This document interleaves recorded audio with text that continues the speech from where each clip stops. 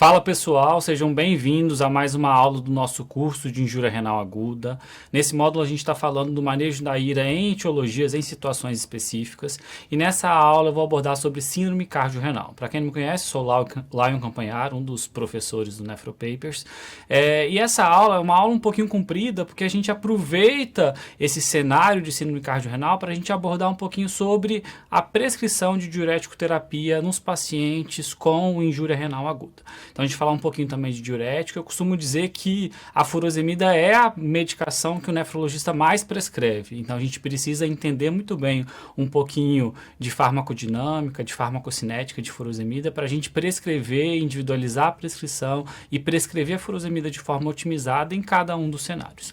Então, começando a falar sobre síndrome cardiorrenal, a primeira coisa que a gente precisa fazer é definir. Então, a síndrome cardiorrenal é um espectro de desordens que envolvem ambos os órgãos, rim e coração, no qual a disfunção de um desses órgãos, seja uma disfunção aguda ou uma disfunção crônica, vai induzir a disfunção do outro órgão. Então, veja que o conceito é um conceito muito amplo. É a disfunção de um órgão que vai implicar na disfunção do outro, certo? Isso pode acontecer de forma aguda, pode acontecer de forma crônica. Existe também aquele cenário em que uma desordem sistêmica pode impactar, levando a disfunção cardíaca e disfunção renal ao mesmo tempo. Então, o que a gente precisa dizer nesse momento? A gente precisa entender que o nosso organismo é um só. Existe uma comunicação, um crosstalking entre os diversos sistemas, entre os diversos órgãos do nosso organismo. E não é diferente do quando a gente fala de coração e de rim. Existe uma comunicação, existe uma conversa de rim com o coração. A gente sabe que o rim ele recebe cerca de 20 a 25% de todo o débito cardíaco. Então, é fácil da gente entender que quando a gente está diante de uma situação de disfunção cardíaca, a gente pode ter uma disfunção renal. E geralmente essa perda de função renal que acontece relacionada à disfunção cardíaca, ela acontece por dois mecanismos fisiopatológicos principais. O primeiro é por uma falência de bomba, uma hipoperfusão. Se o rim recebe 20 a 25% de débito cardíaco, se o coração não está bombeando bem, se eu não estou conseguindo levar sangue para os diversos órgãos, é óbvio que o rim ele vai sofrer por hiperperfusão. Além disso, a gente entende hoje que existe um outro mecanismo fisiopatológico muito envolvido nessa disfunção renal secundária à disfunção cardíaca, que é o mecanismo de venocongestão, certo? Então, quando eu tenho um aumento de pressão venosa central, a gente também tem aumento de pressão venosa dentro do rim, a gente tem edema intersticial, a gente tem uma diminuição de ultrafiltração, uma diminuição de filtração, diminuição de função renal. Certo? Além disso, quando eu estou diante de um paciente que tem doença cardíaca, que tem disfunção cardíaca, existe a ativação de uma série de mecanismos neurohormonais que vão interferir na hemodinâmica renal, como, por exemplo, a ativação do sistema renina-angiotensina-aldosterona, a ativação do sistema nervoso simpático, a ativação de vasopressina, e tudo isso vai interferir diretamente ali também, potencializando essa possibilidade de insuficiência renal, certo? Por um outro lado, a gente sabe que quando a gente está diante de uma disfunção renal, existe potencialmente a possibilidade de uma disfunção cardíaca. Se eu tenho uma disfunção renal aguda, em que eu estou diante de um cenário de sobrecarga volêmica, sobrecarga pressórica, a gente sabe que isso pode induzir uma descompensação cardíaca. Além disso, a gente sabe que o paciente com DRC, ele tem uma série de mecanismos fisiopatológicos que levam à perda da função cardíaca a longo prazo. Existem uma série de fatores de risco que são compartilhados por essas duas doenças, né, doença renal crônica e doença cardiovascular, como hipertensão, como diabetes, como dislipidemia, como história familiar, tabagismo, obesidade. Mas a gente sabe que a doença renal crônica, ela tem alguns fatores de risco que são específicos dela e que de pouquinho em pouquinho vai levando à doença cardiovascular. Quais são esses fatores de risco? A inflamação, a desnutrição, a própria doença mineral e óssea da DRC, a própria acidose metabólica, a anemia, a hipervolemia, tudo isso cursa com uma disfunção cardíaca a longo prazo. Então a gente entende que existe esse cross-talking, que existe uma disfunção, que existe a possibilidade que diante de uma disfunção renal pode haver disfunção cardíaca e diante de uma disfunção cardíaca pode haver disfunção renal, certo? E a gente classifica a síndrome cardiorrenal em dois tipos, nas síndromes cardiorrenais e nas síndromes renocardíacas. E a gente fala de 5 subtipos de síndrome cardiorrenal. Então aqui existe essa classificação. A gente fala de tipo 1, tipo 2, tipo 3, tipo 4 e tipo 5. A tipo 1 e a tipo 2 são as síndromes cardiorrenais, em que eu tenho uma disfunção inicialmente cardíaca, levando a uma disfunção renal. Isso pode acontecer de forma aguda, síndrome cardiorrenal tipo 1. Então, por exemplo, o paciente tem um infarto agudo do miocárdio, perde função, faz um choque cardiogênico, tem hipoperfusão renal, tem venocongestão, isso vai piorar de forma aguda o rim. Pode acontecer de forma crônica. Um paciente com insuficiência cardíaca crônica é um paciente que tem hipoperfusão crônica, que pode ter venocongestão de forma recorrente, vamos dizer assim, e tem toda a ativação daqueles mecanismos neurohormonais, sistema renina-angiotensina-aldosterona, vasopressina, sistema nervoso simpático, que pode danificar o rim a longo prazo. Então, uma disfunção cardíaca crônica levando a uma doença renal crônica, a gente chama isso de cardiorrenal tipo 2. Além disso, a gente tem a tipo 3 e a tipo 4. Na tipo 3 e tipo 4, a gente tem as síndromes renocardíacas. Eu tenho uma disfunção inicialmente renal que vai levar a uma disfunção cardíaca. Se isso for agudo, eu chamo de síndrome renocardíaca tipo 3, ou cardiorrenal tipo 3, certo? O que acontece nesse cenário? Por exemplo, uma injúria renal aguda, o paciente tem sobrecarga pressórica, sobrecarga volêmica e sobrecarrega e descompensa a parte cardíaca. E na DRC, quando eu tenho uma DRC levando a doença cardiovascular a longo prazo, a insuficiência cardíaca crônica, né? Eu estou falando de síndrome cardiorrenal tipo 4, ou melhor, renocardíaca tipo 4. E o que é então, Lion, essa classificação que fala de tipo 5? Na tipo 5, eu tenho uma desordem que é sistêmica, que vai acometer tanto o coração quanto o rim. Classicamente, aqui, o melhor exemplo é a disfunção da sepse. Então, diante de uma sepse, em que eu tenho disfunção, eu posso ter disfunção cardíaca, eu posso ter disfunção renal. Beleza? Essa classificação, ela é muito bonita na teoria, mas quando a gente vai para a prática, eu acho que a gente acaba escorregando um pouquinho na hora de aplicá-la na prática. Por quê? Por dois grandes motivos. O primeiro motivo é que muitas vezes é difícil eu categorizar em um subtipo específico dessa síndrome cardiorrenal. Por que isso? Porque quando o paciente ele chega no pronto-socorro lá, descompensado da parte cardíaca, com piora da função renal, eu não sei dizer se o problema começou no rim ou se o problema começou no coração, na maioria das vezes. Além disso, é bem possível que aconteça a sobreposição de um subtipo sobre o outro. Por exemplo, será que é um agudo que pode cronificar? Será que é um crônico que pode agudizar? Então, do ponto de vista prático, é difícil a gente categorizar de uma forma tão rigorosa assim em um único subtipo. E o segundo motivo pelo qual essa classificação ela fica um pouco menos prática, ela é muito mais teórica, é que no fringir dos ovos, quando eu estou diante de um paciente que está lá com IC descompensada perfil B, hipervolêmico, com piora da função renal, independente se o problema começa no rim ou se começa no coração, a gente sabe que a condução daquele caso passa por uma compensação da volemia, com vasodilatação, com diminuição do pré-carga, com diminuição do pós-carga. Então, o manejo, muitas vezes, desse paciente, ele é muito parecido, independente se é uma síndrome renocardíaca ou se é uma síndrome cardiorrenal, vamos dizer assim. Mas eu gosto dessa classificação porque ela nos dá dois recados. O primeiro recado é que a gente precisa lembrar que esse paciente que chega no pronto-socorro com descompensação da IC e com piora de função renal, não necessariamente ele começou o problema com a descompensação cardíaca. Às vezes esse paciente ele começou com uma descompensação renal, com uma injúria renal aguda, e essa injúria renal aguda que levou à disfunção cardíaca, a piora e a descompensação da IC.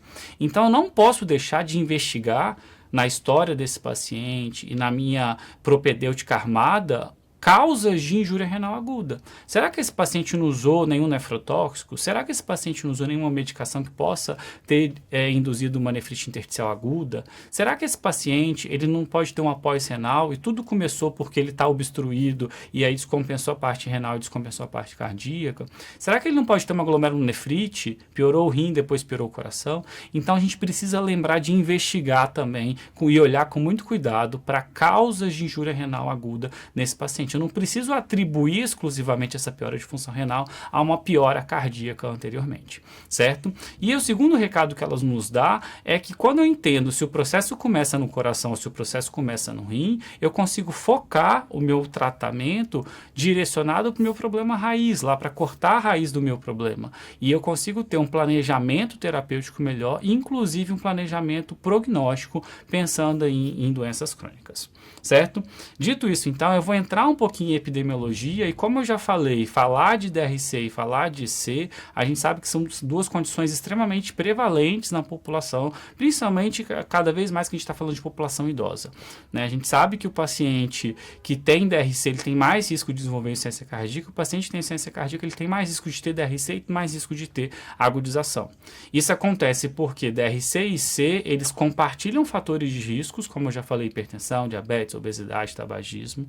Isso também pode acontecer porque um é fator de risco para o outro e porque existe essa comunicação entre coração e rim, existe esse cross-talking entre rim e coração. Beleza? Então, qual é o impacto da doença cardiovascular na DRC? Passando rapidamente sobre epidemiologia. A gente sabe que doença cardiovascular é ainda hoje a principal causa de mortalidade na DRC. Um paciente que tem DRC, 60% desses pacientes têm doença cardiovascular. O risco desses pacientes terem insuficiência cardíaca é até 3 vezes maior do que na população geral. E um risco, por exemplo, num paciente que faz diálise ter mortalidade cardiovascular chega a ser mais do que 10 vezes maior do que na população geral. Então, esse gráfico é um gráfico que fala sobre a probabilidade de insuficiência cardíaca em diferentes categorias de pacientes com DRC, então aqui eu estou falando com DRC em tratamento conservador, hemodiálise, diálise peritoneal e paciente transplantado, e vejam que à medida que vai se passando o tempo, essa incidência, essa prevalência, ela vai aumentando, sendo maior aqui principalmente nos pacientes que estão em tratamento dialítico, especialmente em hemodiálise. E além disso, a gente tem um impacto prognóstico, porque muitas vezes aquele paciente que tem DRC e que também tem C, eles não têm uma progressão linear da DRC, eles não têm uma perda progressiva e linear de função. Muitas vezes esse paciente está relativamente estável, ele descompensa da IC, faz uma cardiorrenal, piora a função renal e não necessariamente ele volta para o basal. Então ele tem aquela evolução que muitas vezes não é linear. Então isso atrapalha inclusive o planejamento terapêutico do nosso paciente. Olhando por um outro lado, o impacto da doença renal na insuficiência cardíaca. Então vejam aqui, a gente está falando de incidência de injúria renal aguda em pacientes que são hospitalizados com insuficiência cardíaca.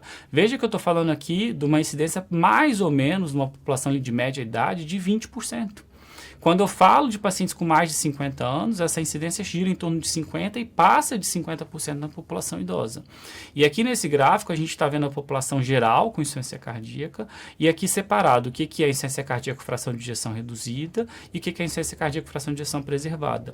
Então a primeira coisa que chama atenção no gráfico é como a incidência de injúria renal aguda é muito frequente na população com insuficiência cardíaca. E a segunda coisa que eu gosto desse gráfico é que ele mostra que o paciente que tem insuficiência cardíaca com fração de ejeção preservada, ele tem todo o direito de descompensar do IC e ele tem todo o direito de piorar a função renal. Então, às vezes a gente olha para um ecocardiograma que tem pouca alteração, né, uma disfunção diastólica, uma alteração de relaxamento, mas muitas vezes esses pacientes eles descompensam com frequência, são pacientes também muito graves do ponto de vista clínico. Lembrar que o diagnóstico de C é um diagnóstico clínico, é um diagnóstico que eu faço com turgência jugular, com ortopneia, dispneia paroxística noturna, derrame pleural, B3, edema de membro inferior, refluxo hepatojugular. É assim que a gente faz diagnóstico de C. Então, se eu tenho uma apresentação clínica desse tipo, com ecocardiograma com alteração de relaxamento, disfunção diastólica, eu estou diante de uma IC com fração de ejeção preservada. Então, a incidência de injúria renal aguda é muito alta na população com IC e a gente sabe que ter DRC, ter piora de função renal, é fator de risco prognóstico no paciente com insuficiência cardíaca. Então, veja aqui a curva de sobrevida dos pacientes categorizados com diferentes taxas de filtração glomerular. Então, veja que quanto pior é a taxa de filtração glomerular, pior é a curva de sobrevida, mais mortalidade esse paciente tem. E além de ter um impacto epidemiológico, ter doença renal crônica também impacta no planejamento terapêutico da IC. Então, essa tabelinha ela é interessante porque ela mostra todo o arsenal terapêutico que a gente tem para insuficiência cardíaca. E aqui, principalmente quando a gente está falando de insuficiência cardíaca com fração de ejeção reduzida, né, a gente tem uma série de medidas que mudam a sobrevida desses pacientes, como beta-bloqueador, como IECA-BRA, como inibidor de neprilisina, como antagonista receptor glucocorticoide, né. A gente sabe que existem evidências fortes de que essas medicações mudam a sobrevida dos pacientes com insuficiência cardíaca com fração de ejeção reduzida. Entretanto, isso é verdade para a população que tem taxa de filtração glomerular preservada ou para a população que tem uma disfunção renal pequena. Quando a gente olha a população que tem taxa de filtração menor do que 30, então uma DRC mais avançada, a gente não tem dado de estudo científico. Essa população não foi representada nos estudos científicos. Então os dados eles são ou ausentes ou são evidências muito fracas de benefício. Então tratar a IC de um paciente que tem DRC é ainda mais complicado. Por quê? Porque a gente não tem evidência clara de benefício de todas essas intervenções que a gente faz de uma forma geral para a população com taxa de filtração glomerular preservada. Certo? Dito isso, então, a gente começa a falar um pouquinho de fisiopatologia. Então, eu introduzi um pouquinho do que é definição, falei um pouquinho de epidemiologia, mas daqui para frente a gente vai focar no manejo, na fisiopatologia da síndrome cardiorrenal tipo 1. É aquela insuficiência cardíaca descompensada, de forma aguda, que vai fazer com que eu tenha uma piora da função renal de forma aguda. Afinal, a gente está num curso de injúria renal aguda. E quando a gente está nesse cenário, uma IC descompensada levando a uma IRA, os dois principais mecanismos fisiopatológicos envolvidos são hipoperfusão renal e venocongestão. Durante muito tempo se imaginava que a queda do débito cardíaco com diminuição da perfusão periférica e perfusão orgânica fosse o principal mecanismo fisiopatológico de piora de função renal no paciente com IC descompensado. Então a gente pensava, olha, eu preciso dar inotrópico para esse paciente para a bomba funcionar melhor e para esse paciente ser melhor perfundido. Eu posso dar um vasodilatador para eu diminuir o pós-carga e talvez a bomba funcionar um pouquinho melhor. Mas hoje a gente já entende que o mecanismo principal, o mecanismo mais comum envolvido na piora de função renal desses pacientes que têm IC descompensada é a venocongestão. O aumento da pressão venosa leva à queda da taxa de filtração glomerular. Isso acontece por quê? Porque quando eu tenho uma venocongestão, eu tenho um edema intersticial. Percebam que eu tenho um aumento da pressão venosa aqui na arteríola, nessa via de saída do glomérulo, né, vamos dizer assim. Além disso, eu tenho um edema intersticial que aumenta essa pressão dentro do túbulo e isso diminui o meu gradiente de ultrafiltração. Então, se a pressão aqui está mais alta, fica mais difícil de filtrar e essa filtração ela começa a cair. Além disso, eu preciso lembrar que o rim ele é um órgão encapsulado. Então, muitas vezes, diante de um estado de hipervolemia, acontece aumento dessa pressão extrínseca, que geralmente acontece por aumento de pressão intraabdominal. Então, essa hipertensão abdominal também comprime o rim, isso também diminui a filtração glomerular. Certo? Esse é um estudo que conseguiu mostrar esses dois mecanismos fisiopatológicos e a importância da venocongestão de uma forma bem clara.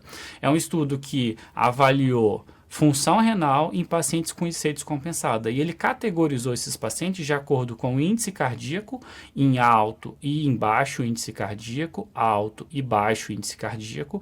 E ele categorizou esses pacientes também de acordo com pressão venosa central, que é a pressão de átrio direito, que vai refletir hipervolemia. Pressão venosa central elevada indiretamente está refletindo para a gente hipervolemia. Então, baixa PVC seriam pacientes não hipervolêmicos, baixa PVC, alta PVC e alta PVC, pacientes hipervolêmicos. E ele consegue mostrar que o principal fator determinante de uma pior taxa de filtração glomerular é ter alta PVC, é ter venocongestão. Então, quando ele compara quem tem venocongestão com quem não tem venocongestão, é essa população que tem uma taxa de filtração glomerular reduzida.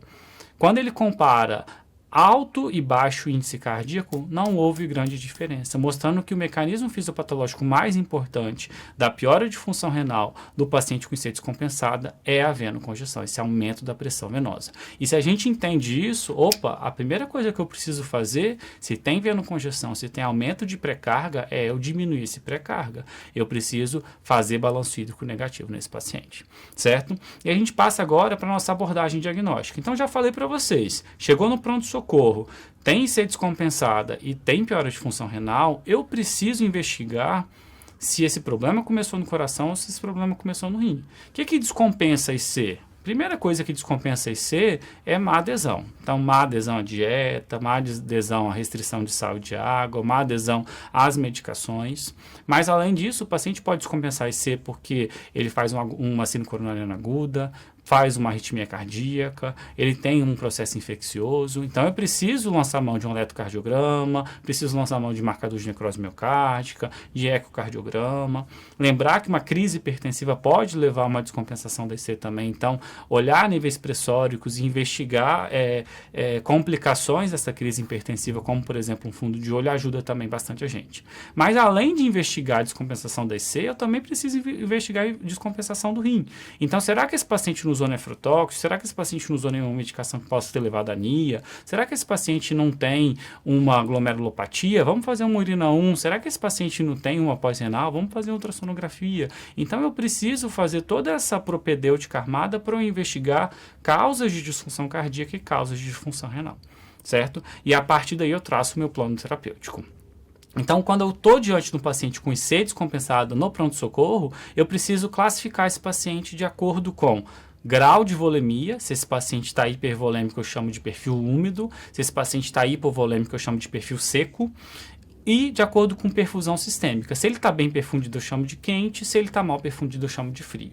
Então, de acordo com isso, eu tenho diferentes perfis da IC descompensada. Eu tenho o perfil B, que é o mais comum, aquele paciente que chega bem perfundido e chega hipervolêmico. Eu tenho o perfil C, que é aquele paciente que está hipervolêmico, mas está mal perfundido. Eu tenho o perfil L, que é aquele paciente que está mal perfundido e que está seco. E eu tenho o perfil A, que é aquele paciente que está quente e que está seco. Lembrando, de novo, gente, que diagnóstico de C é um diagnóstico clínico. E aí, se eu estou diante de cada um desses perfis, eu consigo traçar aí meu planejamento terapêutico. Se eu estou diante de um paciente que tem hipervolemia, obviamente, ele tem um pré-carga aumentado. A gente sabe que com pré-carga aumentado, com dilatação de câmara cardíaca, isso diminui força de contração miocárdica. Então, eu preciso baixar o pré-carga para eu melhorar a performance cardíaca. Eu preciso fechar um balanço hídrico negativo, eu preciso diminuir essa pré-carga. Como que eu posso fazer isso? Diurético terapia, restrição hídrica, diurético terapia.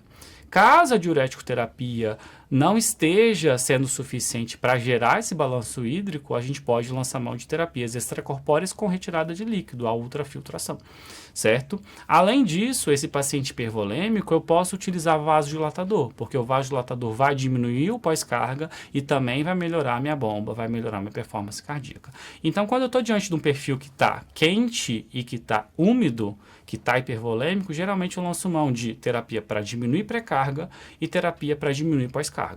Se eu estou diante de um perfil que está mal perfundido, que também está hipervolêmico, o perfil C, eu faço essas mesmas coisas, mas muitas vezes eu vou precisar de inotrópico, especialmente inotrópico endovenoso. Se eu estou diante de um paciente que está seco e que está mal perfundido, talvez esse paciente ele precise de um pouquinho de volume, certo? E tem sido cada vez mais frequente a gente ver isso por excesso de tratamento. Excesso de medicação que deixa o paciente hipotência, excesso de diurético que deixa o paciente desidratado. Então a gente chega no pronto-socorro aquele paciente que está seco, que está com tontura, que está tendo pré-síncope, que está mal perfundido, que tem até piora de função renal e na verdade tudo isso é uma pré-renal, né? Está precisando de receber um pouquinho mais de volume. Se necessário, a gente pode lançar mão de inotrópico. E se necessário, a gente pode também lançar mão de um pouquinho de vasodilatador, que melhora um pouquinho essa bomba de contração, né? Melhora a performance cardíaca, né? Vai diminuir o pós-carga e melhora aí a função cardíaca.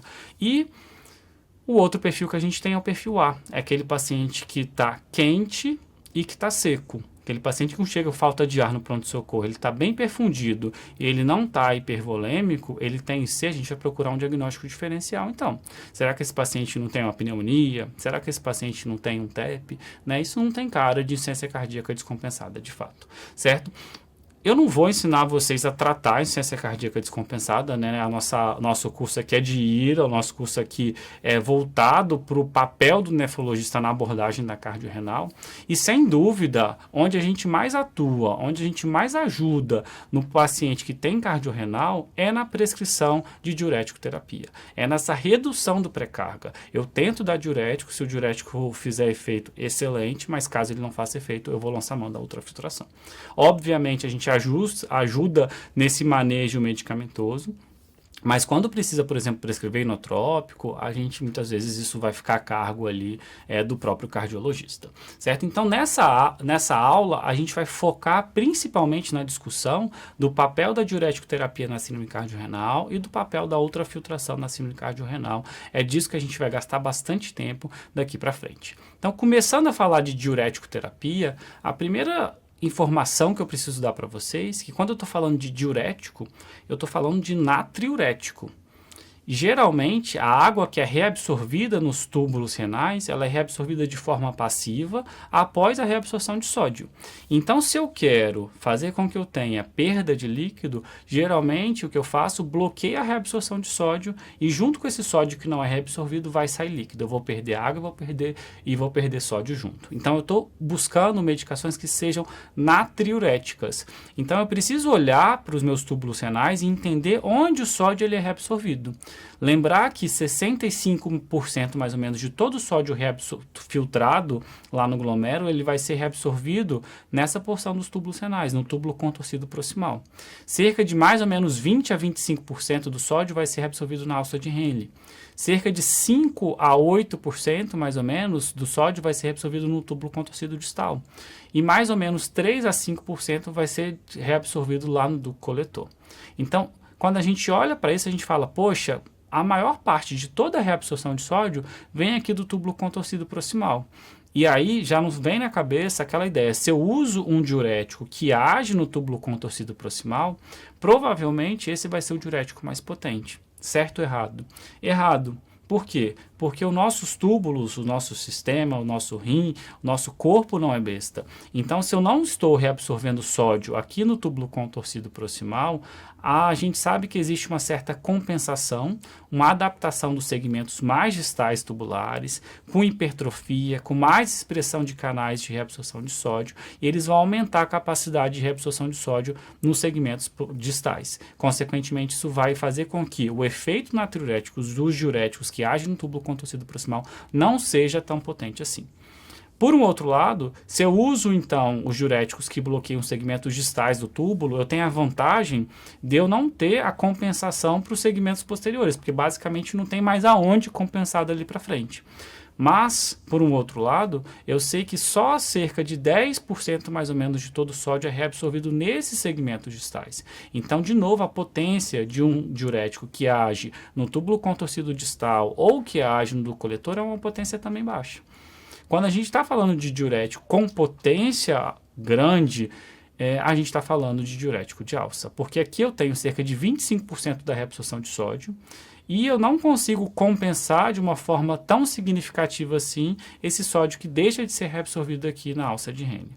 Então, quando a gente está falando de diurético para tratar a síndrome hemigêmica, para tratar a insuficiência cardíaca descompensada, para tratar a síndrome nefrótica, para tratar a paciente com hepatopatia crônica, a nossa droga principal vão ser os diuréticos de alça. Por quê? Justamente porque ele combina uma localização boa do segmento tubular com uma área em que boa parte do sódio também é reabsorvido. Tá bom? Então, só para a gente exemplificar, diuréticos que agem no túbulo contorcido proximal, o nosso grande exemplo é a acetazolamida, né? Mas cada vez mais a gente tem entendido o papel diurético do inibidor do SGLT2.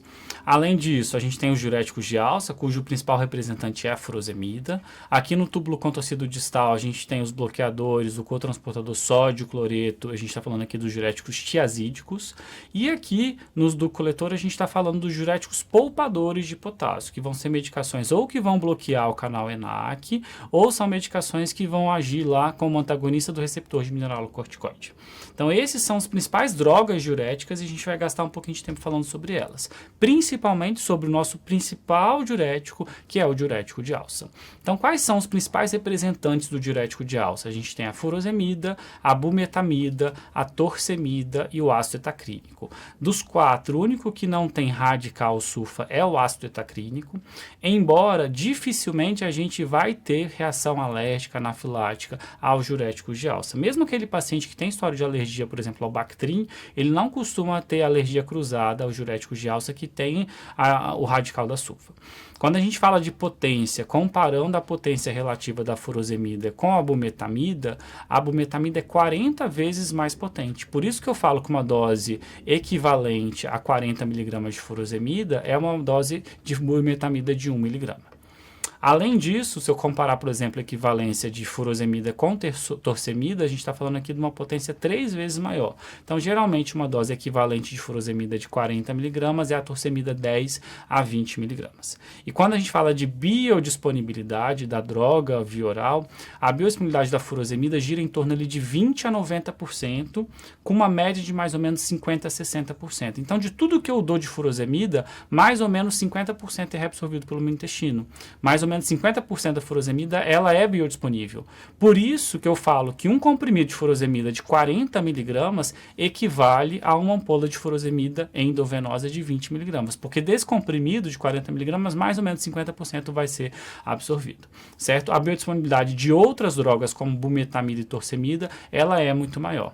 E quando a gente fala de meia-vida da furosemida mais ou menos 1h30, então o tempo de ação dela gira em torno de 3, 4, 5 horas, podendo estender um pouquinho no paciente que tem piora de função renal, até 6 horas, mais ou menos. Então, quando a gente vai falar de furosemida, a gente precisa entender um pouco de farmacodinâmica. A biodisponibilidade, como eu já falei, da droga via oral, mais ou menos 50%, por isso essa equivalência de um comprimido de 40 com uma ampola de 20 mg. Uma vez que ela é absorvida, ela vai circular no plasma 95% ligada à albumina. Então, situações de hipoalbuminemia ou de albuminúria podem atrapalhar o funcionamento da furosemida. Para ela agir, ela precisa ser secretada no túbulo contorcido proximal. Não é uma droga que é filtrada, ela vai ser secretada no túbulo contorcido proximal. E uma vez dentro do lúmen tubular, ela vai competir com o cloreto na cotransportador sódio-potássio 2-cloreto. Vai bloquear aquele cotransportador e é assim que ela bloqueia a reabsorção de sódio, levando a seu efeito natriurético diurético. A duração do efeito, como eu já falei, gira em torno de 3 a 6 horas. Então, Lion, você prefere dar furosemida oral ou você prefere dar furosemida endovenosa? Quando a gente entende essa biodisponibilidade, eu posso fazer doses equivalentes. A grande questão é que muitas vezes quando a gente está diante de um paciente que está descompensado, que está hipervolêmico, eu posso ter edema de alça intestinal, o que pode comprometer a absorção de algumas medicações. Então, na dúvida, se tem edema de alça intestinal, se está absorvendo legal, a gente aposta no diurético via endovenosa. E quando a gente entende farmacodinâmica, a gente entende uma coisa muito importante da administração da furosemida, que são seus mecanismos de resistência. Então, a furosemida, ela perde eficiência, ela perde capacidade de ação diante de alguns cenários que a gente precisa pontuar. O primeiro deles eu já falei, situação de hipoalbuminemia, porque se eu tenho albumina muito baixa circulante, eu tenho menos furosemida circulante no plasma e menos furosemida que vai chegar no meu rim para agir. Do mesmo modo, se eu tenho albuminúria, eu tenho muita ligação de albumina com a furosemida lá dentro do meu lúmen tubular, o que pode atrapalhar com a sua ação, competindo lá com o cotransportador sódio-potássio 2-cloreto. Outra situação em que eu tenho perda da função do mecanismo de ação da furosemida é quando eu estou diante de uma insuficiência renal, seja aguda ou seja crônica. Se eu tenho disfunção renal, a gente já entendeu que a furosemida precisa ser secretada no tubo contorcido proximal para agir. Então, se eu tenho perda de função tubular, perda de secreção, eu tenho perda de função da furosemida. E é baseado nesse princípio aqui que a gente faz aquele teste de estresse com furosemida. É justamente para a gente avaliar a viabilidade tubular. Será que esse rim ainda tem túbulo viável? Será que ele ainda secreta furosemida para essa furosemida agir? Então a gente faz aquela dose alta de furosemida e observa a resposta nas próximas 2 horas. Além disso, muitas vezes a gente está usando diurético num paciente que está hipervolêmico, mas que tem um baixo volume circulante efetivo. Exemplo, insuficiência cardíaca, hepatopatia crônica, síndrome nefrótica, são pacientes que estão hipervolêmicos, mas o intravascular está depletado. Esses pacientes, eles têm uma ativação muito alta de sistema renina-angiotensina-aldosterona, de vasopressina, justamente porque são pacientes que estão ávidos por sódio, estão ávidos por retenção hidrossalina. Então, muitas vezes, nesse paciente, quando eu faço uma dose de furosemida, eu consigo fazer o efeito diurético, mas quando a furosemida ela para de fazer função, né, para de agir, esse paciente ele faz um rebote. Por quê? Porque esse paciente está ávido por retenção de salina, porque esse paciente ele está com o sistema renina-angiotensina-aldosterona e com o sistema vasopressina totalmente ativado, porque ele está depletado intravascular. Em uma outra situação de resistência à ação da furosemida, é naquele paciente que faz uso crônico de furosemida. Então, como eu já falei, o rim ele não é besta, então todo paciente que usa cronicamente furosemida, esse paciente ele desenvolve uma hipertrofia dos segmentos distais do néfron, túbulo contorcido distal e do coletor, com maior expressão de canais ENaC para compensar esse sódio que não foi reabsorvido ali na alça de Henle. Esse fenômeno a gente chama de fenômeno de breaking.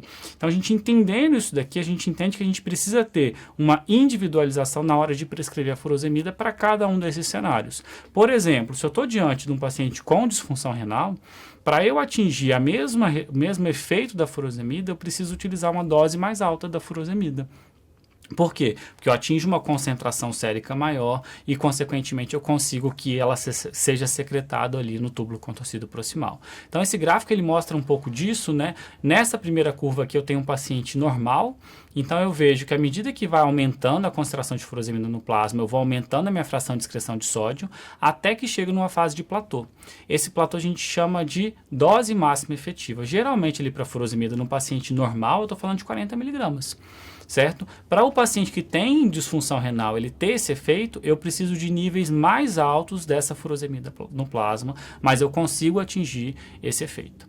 Já aquele paciente que tem um baixo volume circulante efetivo, que tem sistema renina-angiotensina-aldosterona e vasopressina ativado, esse paciente ele tem um mecanismo hormonal contrarregulatório à ação da furosemida. Então, esse paciente geralmente, mesmo com dose mais alta, ele não consegue atingir o mesmo efeito. Certo? Então, nesse paciente, eu não posso deixar intervalos de ação entre uma furosemida e outra, porque esse paciente ele vai fazer rebote. Então, preferencialmente, eu preciso dar doses mais frequentes.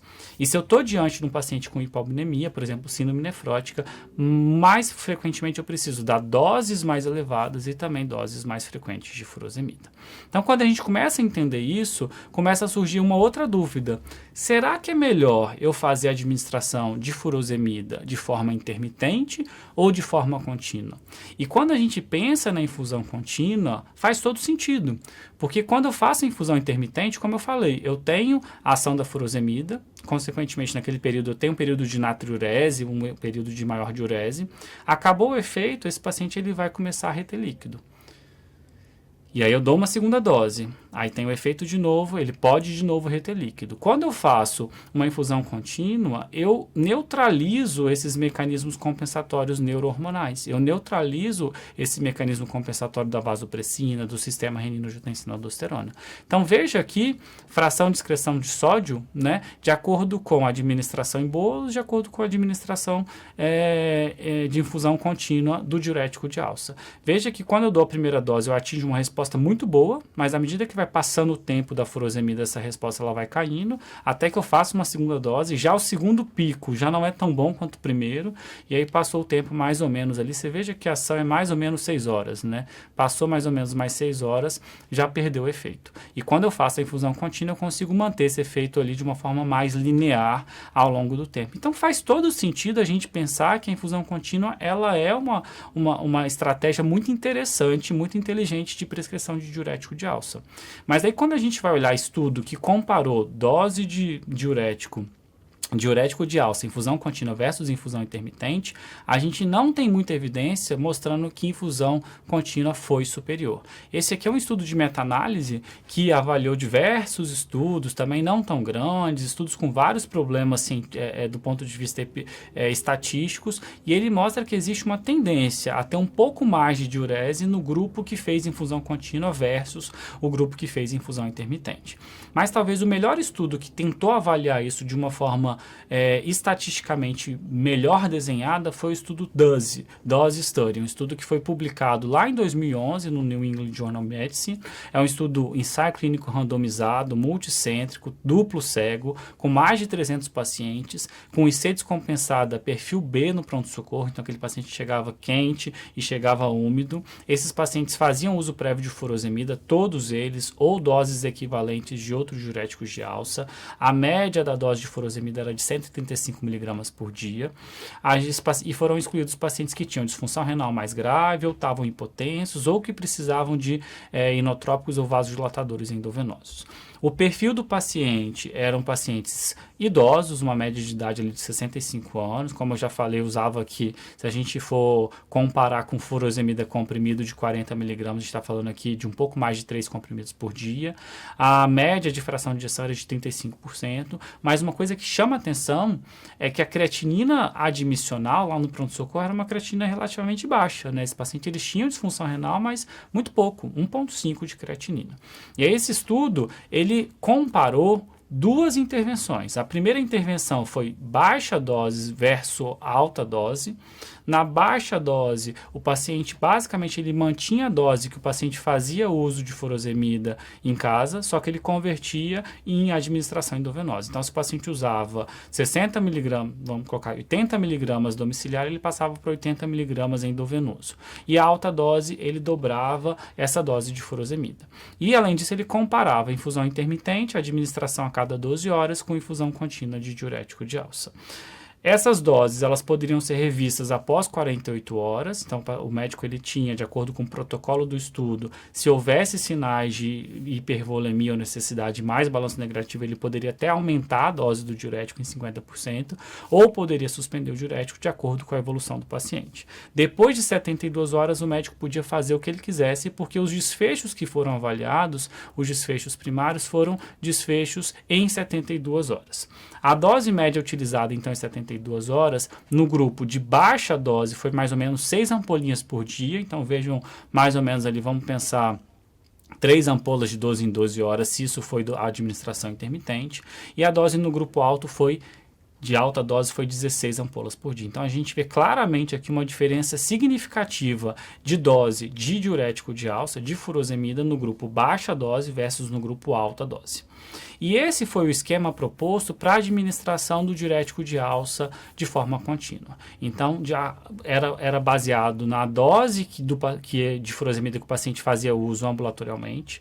De acordo com a dose, era feito um bolus e depois era ligado à infusão contínua, 5 mg por hora, 10 mg por hora, 20 ou 30 mg por hora, certo? Percebam que ele também considerava o uso de diurético tiazídico de forma adicional também. Então, uma coisa muito importante aqui é a gente levar em consideração que toda vez que eu vou ligar uma bomba de furosemida, eu preciso fazer o bolus. Então, eu faço um bolus para atingir o nível sérico e depois eu ligo a bomba de furosemida. Isso foi o que o trabalho fez. E aí, quando a gente olha desfecho, esses desfechos primários, ele tinha um desfecho que era a escala de sintoma, então desfecho eficácia, e um desfecho segurança, que era a avaliação de creatinina, os dois desfechos avaliados após 72 horas de terapia. Então, quando ele compara dose em bolos, dose contínua, não houve diferença em relação à escala de sintomas relacionados à insuficiência cardíaca, mas quando ele compara alta dose com baixa dose, houve uma tendência de menos sintoma no grupo alta dose. E quando ele compara variação de creatinina independente de bolos ou contínuo, alta ou baixa dose, não houve significância estatística. Então, esse estudo ele chega à conclusão seguinte, que não houve também diferença em relação à mortalidade e readmissão hospitalar dentro de 60 dias após a alta. Então, percebam, gente, que quando eu comparo bolos versus intermitente, aparentemente não há diferença nem de eficácia e nem de segurança. Essa é a conclusão do estudo. O que parece que esse estudo mostra para a gente que é muito mais importante a dose que eu dou do diurético do que a forma com que eu dou de diurético. E isso a gente pode levar para a nossa vida. Então, muitas vezes a gente pensa assim, eu vou ligar uma bomba de furosemida. E aí, quando eu ligo a bomba de furosemida, eu geralmente ligo a bomba de furosemida ali com 10 mg por hora, 20 mg por hora. Pensa, 10 mg por hora é meia ampola por hora. Eu estou dando 12 ampolas em 24 horas.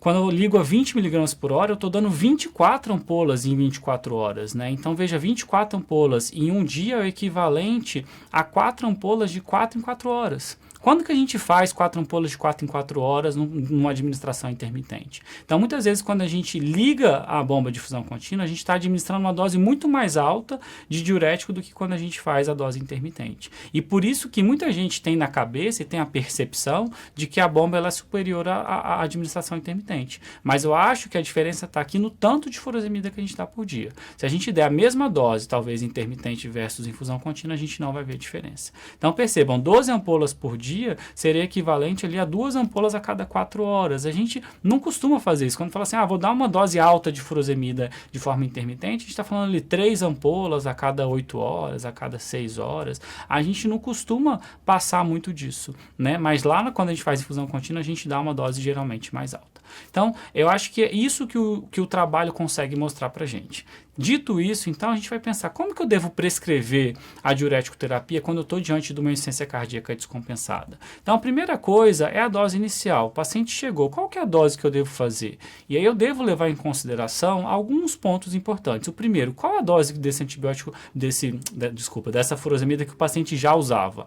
É um paciente que é usuário crônico? Esse paciente que é usuário crônico, ele tem menos resposta. É um paciente que tem disfunção renal? Se esse paciente tem disfunção renal, eu preciso de dose mais alta para ter a mesma resposta.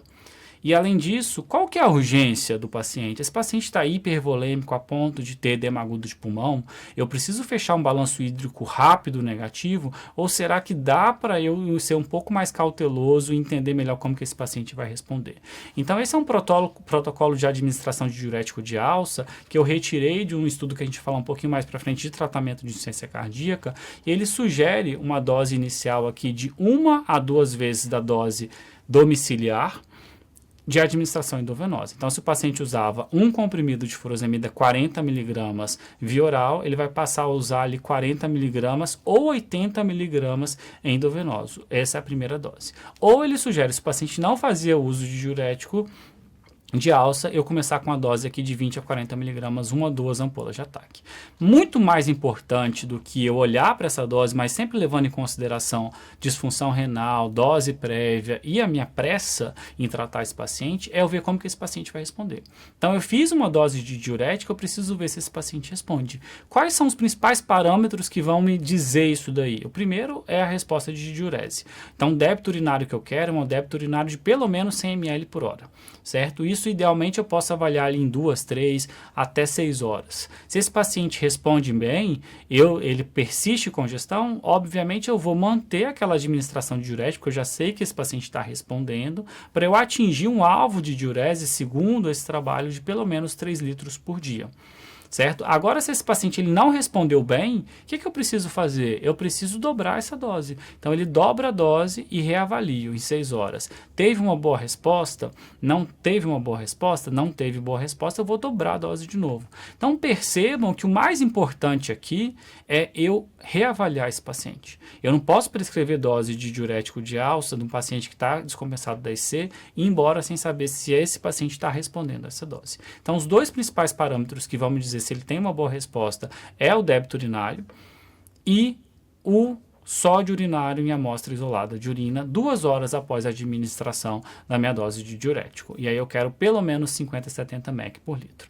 Beleza? O paciente começou a responder, eu mantenho essa dose de diurético de forma intermitente ou de forma contínua, como a gente preferir, para objetivar um volume de diurese de pelo menos 3 litros por dia, certo? E um outro step que esse trabalho fazia é, caso eu não conseguisse atingir esses 3 litros por dia, ele otimizava, ele associava diurético, principalmente aqui diurético tiazídico, para otimizar, para potencializar a ação do diurético de alça e chegar nesse volume de diurese de 3 litros, certo? E como que eu avalio se esse paciente está tendo uma boa resposta à minha diurético terapia? Eu já disse, eu preciso olhar débito urinário, eu preciso olhar balanço hídrico, eu posso fazer peso diário desse paciente, vou olhar sinais clínicos de hipervolemia, esse paciente tem ainda edema, tem turgência jugular, a ausculta do meu paciente, raio-x do meu paciente, esse paciente ainda tem queixa de dispneia. Posso olhar também alguns outros parâmetros laboratoriais, né, como o ecocardiograma, como, por exemplo, BNP, pode ajudar a gente de uma forma dinâmica a ver se esse paciente está fechando o balanço hídrico negativo. Agora, muitas vezes o que acontece, esse paciente ele está fechando o balanço hídrico negativo, ele está perdendo peso, então ele está tendo uma resposta satisfatória do meu tratamento, só que esse paciente ele começa a desenvolver alguns efeitos adversos da terapia. E aí os principais efeitos adversos do paciente que usa muito diurético de alça, fechando o balanço hídrico negativo, são os seguintes: hipernatremia, alcalose metabólica hipocalemia e hipomagnesemia.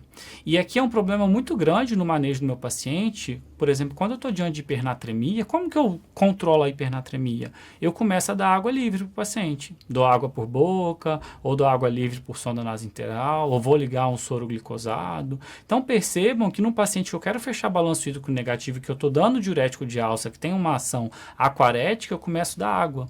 E aí começa a não fazer muito sentido. Eu estou dando água e estou tirando água. Eu estou dando água e estou tirando água.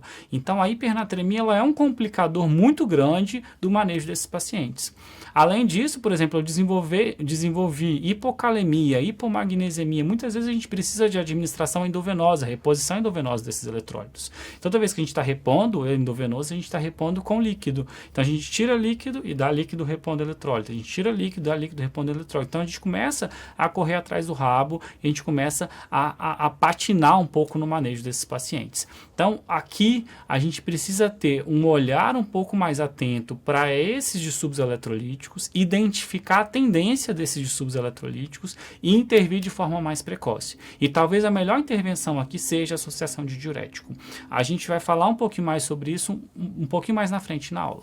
E o outro problema que às vezes aparece, o paciente ele começa a fechar balanço hídrico negativo, começa a perder peso, ele começa a ficar melhor, começa a sumir edema, começa a respirar melhor, mas a creatinina começa a subir. E agora? Então, a gente já sabe que subir a creatinina no manejo de um paciente com síndrome cardiorrenal hipervolêmico no momento da descongestão não é marcador de mau prognóstico. A gente sabe que isso pode acontecer, isso traduz que o nosso tratamento está sendo eficaz. Então esse é um trabalho interessante que ele compara de forma categórica duas variáveis. O primeiro, se o paciente ele melhorou da hipervolemia ou não melhorou da hipervolemia, e ele compara de acordo com o que havendo ou não piora de função renal. Então percebam aqui que quando eu tenho uma melhora da hipervolemia, é indiferente em relação ao desfecho se ele piora ou não da função renal. Então, aumentar a creatinina no cenário de estar melhorando da hipervolemia não é um marcador de pior desfecho. Agora, quando esse paciente ele piora a creatinina e ele continua hipervolêmico, sim, eu estou diante de um paciente que tem um prognóstico pior. Esse é um outro trabalho interessante que ele mostra que os pacientes que tiveram hemoconcentração foram pacientes que tiveram mais sobrevida livre de evento. Foram pacientes que melhoraram melhor e que tiveram melhores desfechos a longo prazo. Então, aumentar a hematócrito, aumentar um pouquinho o sódio, aumentar um pouquinho a creatinina nessa fase inicial de descongestão, tá tudo bem. É isso que a gente quer. A gente precisa fechar balanço hídrico negativo.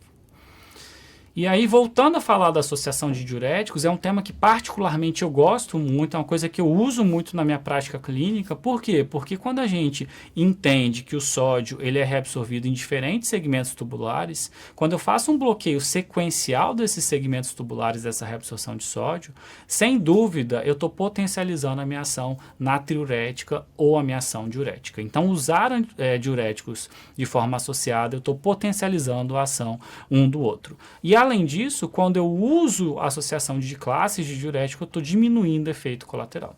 Então esse é um gráfico interessante que mostra o seguinte: eu tenho aqui um paciente em azul que usava placebo e em vermelho um paciente que usava furosemida. Quando eu faço furosemida de forma isolada, o paciente que não faz uso prévio de furosemida, ele responde melhor do que o paciente que já faz uso prévio, mostrando justamente que existe essa hipertrofia dos segmentos distais com esse fenômeno de breaking, né, com maior expressão de canais ENaC, que compensa essa falta da absorção do sódio ali na alça de Henle.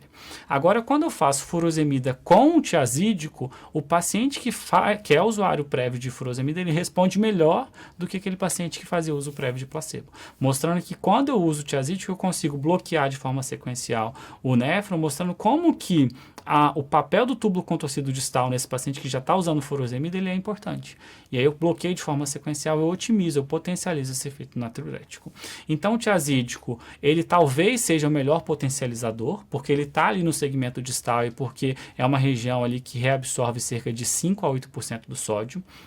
E uma coisa muito importante é que o tiazídico ele aumenta a expressão de canal de acoporina no ducto coletor e ele tende a induzir uma hiponatremia. Então, para aquele paciente que eu estou dando diurético de alça, o sódio era 135, o sódio passa para 138, 142, opa, esse paciente antes de desenvolver hipernatremia e eu começar a pensar em dar soro glicosado, começar a pensar em dar água livre pela sonda ou diminuir o diurético de alça, eu já associo o tiazídico. E a dose do tiazídico aqui ele é um pouco mais alta do que a dose que a gente usa no tratamento de hipertensão. Então, o efeito diurético do hidroclorotiazida ou do tiazídico, ele é dose dependente, enquanto o efeito antihipertensivo não costuma melhorar muito quando a gente passa de 25 miligramas. Então, qual que é a dose que eu posso usar? Até 50 miligramas a cada 12 horas. Além disso, posso pensar em associar a cetazolamida. Então, a cetazolamida é um diurético muito fraco. Age lá inibindo a anidrase carbônica, inibindo a absorção de sódio lá no túbulo contorcido proximal e também inibe a absorção de bicarbonato, levando à bicarbonatúria. Mas aquele paciente que começa a usar diurético de alça e o bicarbonato ele dispara, faz aquelas alcaloses feias, 40, 45 de bicarbonato, com pH elevado, talvez faça sentido a gente usar a cetazolamida nesse cenário, porque a gente potencializa a ação do diurético de alça e melhora esse cenário de alcalose, uma vez que a cetazolamida ela induz uma acidose metabólica. Qual que é a dose que geralmente a gente usa? 250 mg a cada 12 horas. E os poupadores de potássio. Lembrar que o diurético poupador de potássio, ele é poupador de potássio e poupador de magnésio. Então, se esse paciente começa a ter hipocalemia, começa a ter hipomagnesemia, usar um poupador de potássio pode nos ajudar também. Então, posso lançar mão, por exemplo, da espironolactona até na dose de 100 mg por dia.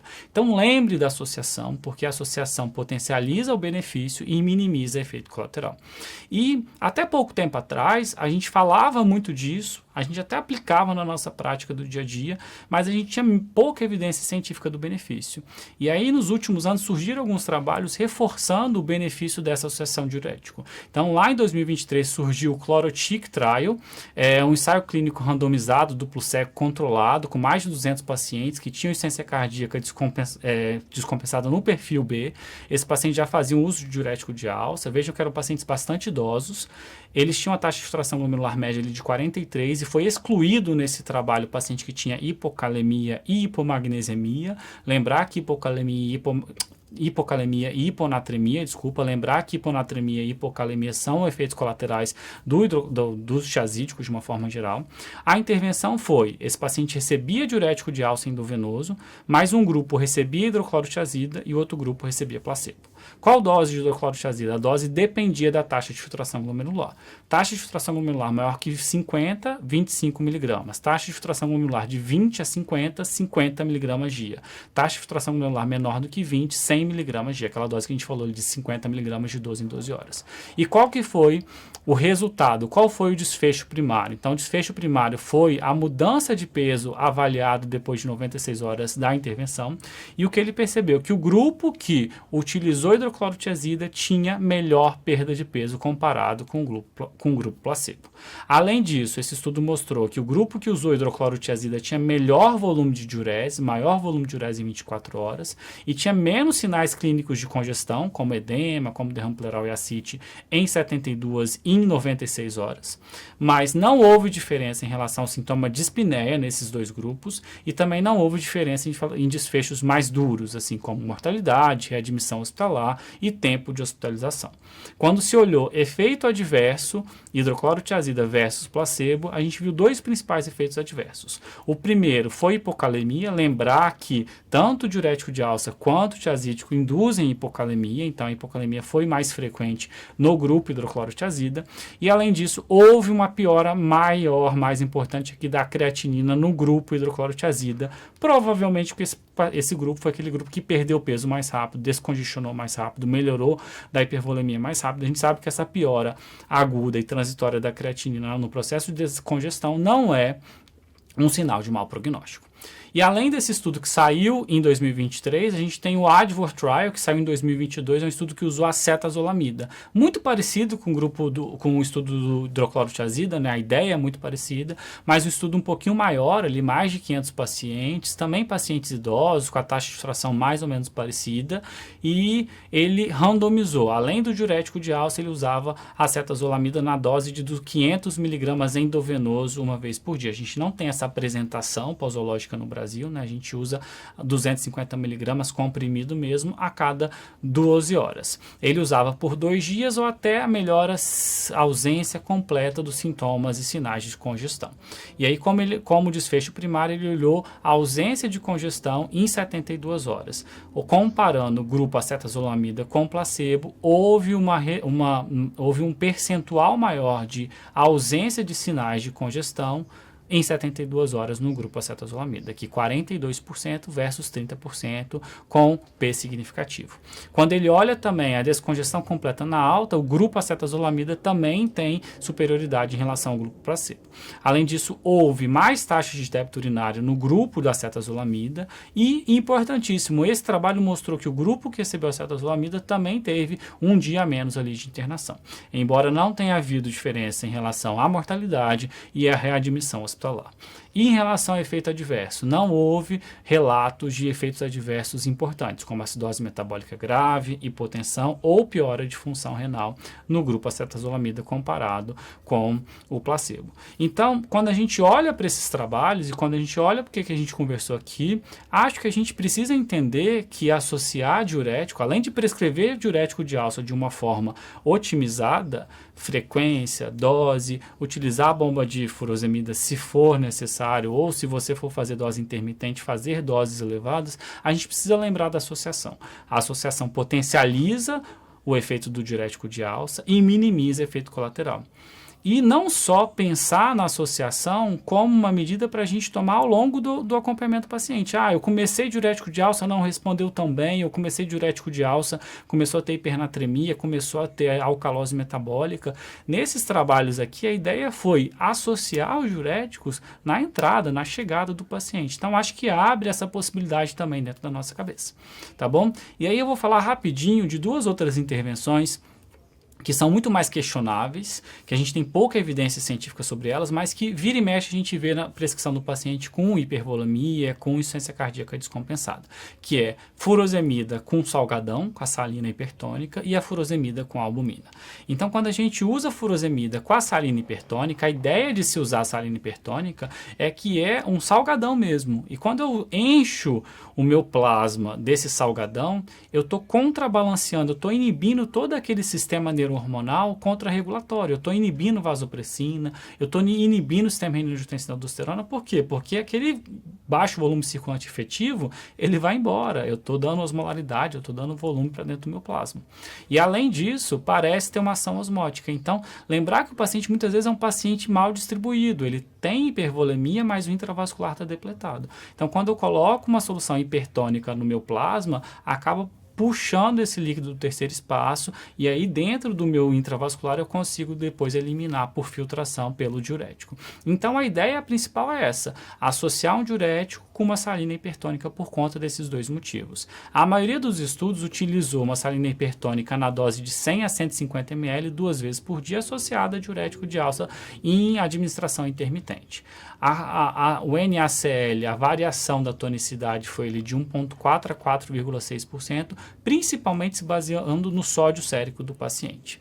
E aí esse é só um estudo para a gente exemplificar que mostra que o uso da salina hipertônica esteve associado a melhor volume de diurese e esteve associado a mais perda de peso, né? Então aqui antes da salina hipertônica, depois da salina hipertônica. Então olha o tanto que aumentou a diurese e olha o tanto que começou a cair de peso depois da salina hipertônica. Quando a gente olha alguns outros estudos, falta ensaio clínico randomizado, obviamente, a gente tem aqui um estudo de meta-análise que mostra redução de mortalidade e redução de readmissão hospitalar por IC quando a gente usou salina hipertônica junto com a furosemida, comparado só com a furosemida. Então veja que o diamante aqui está a favor da salina hipertônica, mas quando a gente vai ver, são poucos estudos que avaliaram isso, né? Os estudos em geral são estudos pequenos, né? Aqui a gente está falando de estudo com 30, vamos falar assim, 30 pacientes em cada braço, aqui 50 pacientes em cada braço, aqui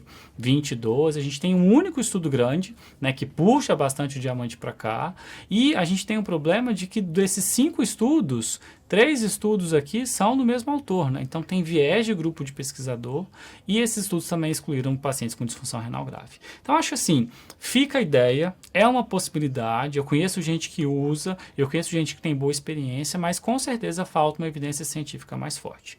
A minha dica é, se for usar, cuidado com sódio. Muito cuidado, porque a gente está dando diurético de alça que faz aquarese, estou dando aí numa salina hipertônica, cuidado que essa natremia ela pode estourar. Já quando a gente vai falar de furosemida com albumina, né, a grande ideia de dar albumina é esse efeito oncótico, de redistribuir o líquido do terceiro espaço para o intravascular, a gente tem pouquíssimo estudo no cenário de insuficiência cardíaca. A gente tem alguns estudos mais ali no cenário de hepatopatia crônica, a gente tem alguns estudos de dar albumina com furosemida no paciente crítico de UTI, mas os estudos são muito controversos, os estudos são muito heterogêneos, e lembrar que é uma medicação, uma solução de alto custo. Então acho que falta evidência para a gente utilizar com mais frequência e furo com salina hipertônica. Então, gente, depois de tudo que eu falei aqui, a gente tem que... Como que a gente vai prescrever diurético? A gente precisa lembrar de otimizar a dose de diurético de alça, lembrar de associação e lembrar, se possível aí, se factível, se no desespero, pensar aí na furosemida com salina hipertônica ou na furosemida com albumina. Então, gente, tá dando certo, eu tô tendo uma boa resposta com o diurético de alça, excelente, eu vou seguir nesse caminho. Começou a ter hipernatremia, vou pensar na associação com tiazídico. Começou a ter hipomagnesemia, hipocalemia, eu vou pensar no diurético poupador de potássio. Começou a ter alcalose, eu vou pensar na acetazolamida.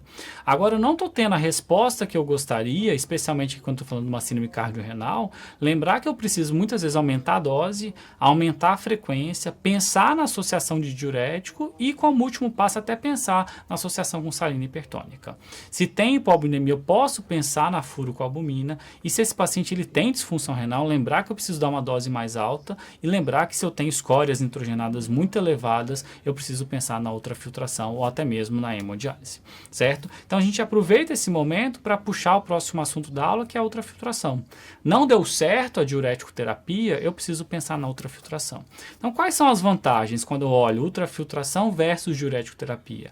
A primeira vantagem é que, quando eu faço ultrafiltração, eu coloco lá na máquina o quanto que a máquina precisa tirar e eu tenho uma retirada mais precisa desse líquido. Então, eu consigo ser mais eficaz nessa retirada de líquido e, muitas vezes, com menos risco de distúrbio eletrolítico e ácido básico. Então, a gente não costuma ter tanta hipernatremia, tanta hipocalemia, se a gente prescreve uma ultrafiltração com bastante cuidado. Lembrar que a ultrafiltração ela tem a desvantagem de precisar de um acesso venoso central. Então, a gente tem a complicação ali de precisar passar esse catéter, né? Então, todos os riscos relacionados ao próprio acesso vascular. E lembrar que, por ser uma retirada de líquido, muitas vezes num intervalo mais curto, esse paciente está mais sujeito a ter episódio de hipotensão, está mais sujeito a ter episódio de arritmia cardíaca, então preciso ter bastante cuidado.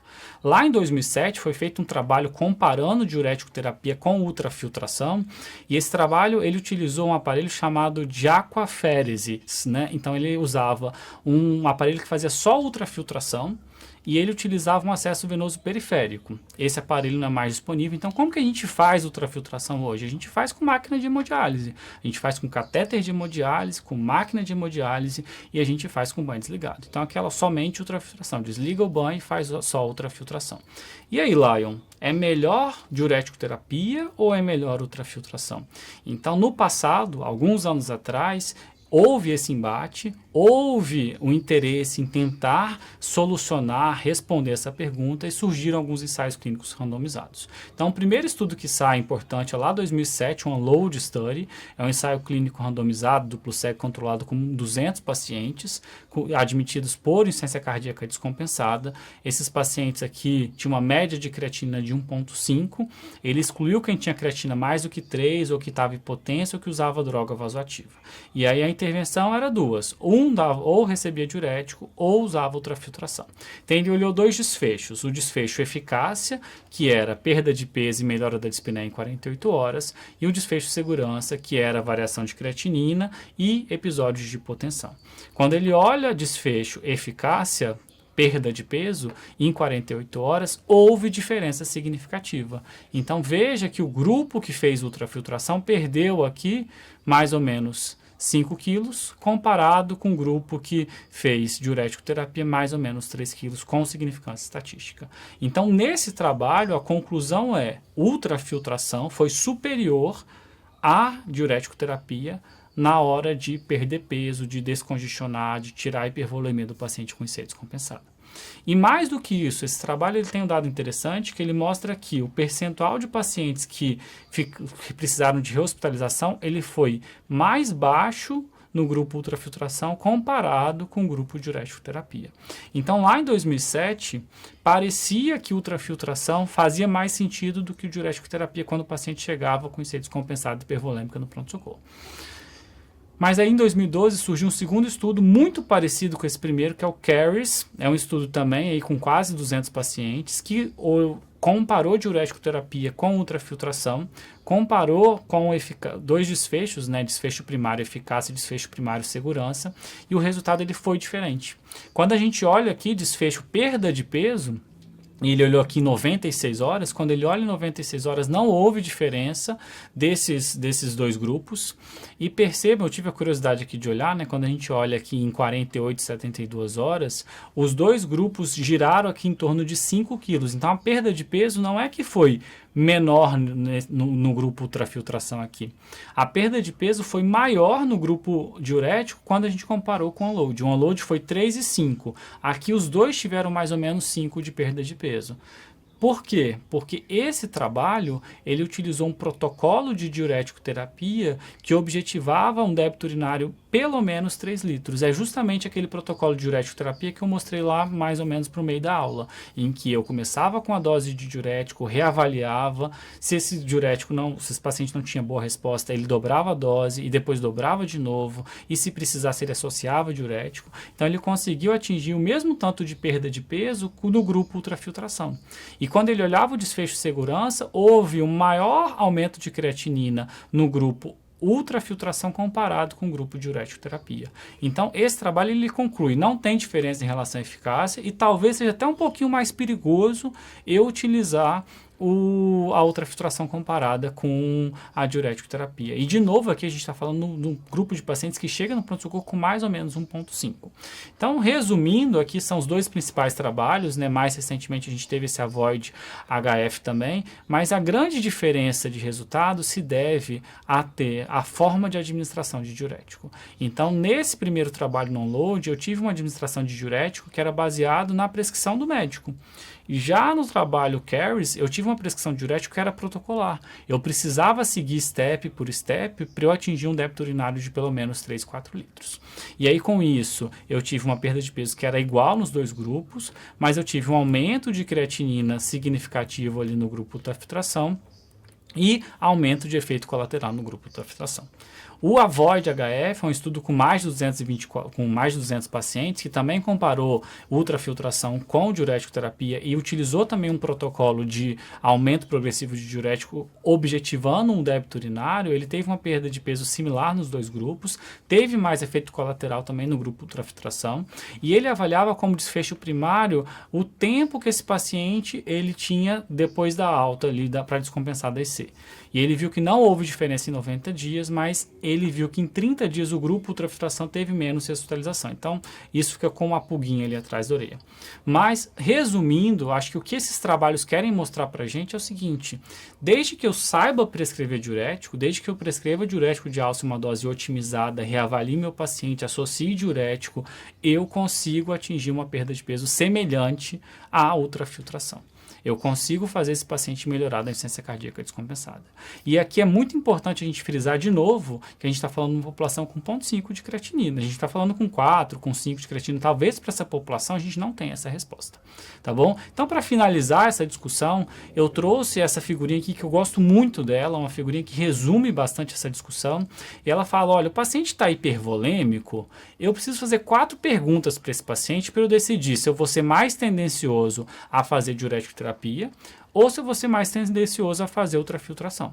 A primeira pergunta é: essa hipervolemia, ela é ameaçadora de vida? Esse paciente ele está ali com líquido entupindo o pulmão dele em edema agudo de pulmão pré-tubo. Se for pré-tubo, talvez eu não tenha tempo de fazer diurético e reavaliar se vai dar certo.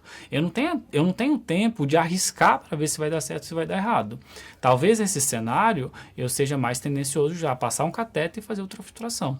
Às vezes eu passo o cateter, faço ultrafiltração, eu tirei esse paciente do risco de intubação orotraqueal, certo? A segunda pergunta é, como está a resposta desse paciente ao diurético? Então, eu tentei diurético, não respondeu bem, dobrei a dose, não respondeu bem, dobrei a dose, não respondeu bem. Tem 24 horas que eu já estou dando dose alta de diurético, já liguei a bomba, já associei diurético tiazídico e nada de responder, esse paciente provavelmente não vai responder. Talvez eu precise fazer ultrafiltração. Esse paciente ele tem contraindicação ao diurético, e que contraindicação, estou dizendo principalmente efeito colateral. Então esse paciente começa a ter hipernatremia, começa a ter alcalose, começa a ter hipocalemia, e eu começo a repor magnésio, potássio, começa a dar água livre, começa a dar soro glicosado, vira aquela salada na prescrição do paciente. Talvez, para esse paciente aqui, eu já tenha que ir para ultrafiltração. E a última pergunta é, esse paciente precisa da remoção de soluto? Quanto está a creatinina? Quanto está a ureia desse paciente? Então, muitas vezes a gente chega lá na UTI, chega tarde, né? O paciente está usando diurético, ele ainda está hipervolêmico, mas aí o sódio do paciente já está 155, a ureia do paciente já está 190, o potássio está 3,1. Olha só, hipervolêmico, com escórias altas, com contraindicação, né, com efeito adverso do diurético, talvez esse paciente ele precise mesmo de diálise. E a gente dialisa, a gente corrige hipervolemia, a gente tem menos efeito colateral ali no sódio, no potássio, a gente consegue manejar esses distúrbios eletrolíticos e a gente tira líquido do paciente. Então, se não tem nada disso daqui, não tem escórias muito elevadas, está respondendo bem ao diurético, não está tendo efeito colateral e ele não tem nada ameaçador para a gente ter pressa, talvez eu prefira ali ir com mais calma com diurético terapia, lembrando de tudo isso que eu conversei com você, gente. A gente precisa aprender a prescrever diurético, certo? E para finalizar de vez essa aula, eu trouxe um assunto que é aquela discussão que todo mundo quer saber, tira ou não tira IECA, BRA, naquele paciente que descompensou da IC. E aí duas coisas precisam ser lembradas. Primeira, como está a volemia do paciente, e a segunda coisa, como que é a fração de ejeção do paciente. Lembrando que o IECA-BRA ele tem mais benefício a longo prazo para o paciente com fração de ejeção reduzida. Então, o paciente está hipovolêmico, esse paciente ele tem fração de ejeção preservada, eu suspendo. Se esse paciente ele tem fração de ejeção reduzida, eu posso considerar ou reduzir ou suspender, principalmente se esse paciente começa a ter hipotensão, começa a ter hipercalemia ou um aumento exagerado ali da creatinina. E o raciocínio para hipervolemia ele é muito parecido. O paciente está hipervolêmico, lembrar que eu preciso fazer vasodilatador e diurético. Se ele tem fração de ejeção preservada, eu suspendo. Se esse paciente ele tem fração de ejeção reduzida, eu também só vou suspender se ele está hipotenso, se ele está hipercalêmico ou se ele tem uma piora progressiva de função renal. Então, é basicamente isso. O mais importante é olhar a fração de ejeção. Se é preservada, eu geralmente tendo a suspender. Se esse paciente está hipovolêmico, eu também sou mais tendencioso aí a retirar o IECA-BRA na descompensação do paciente. Tá bom, gente? Era isso que eu queria dizer para vocês. Muito obrigado. Espero vocês aí na próxima aula.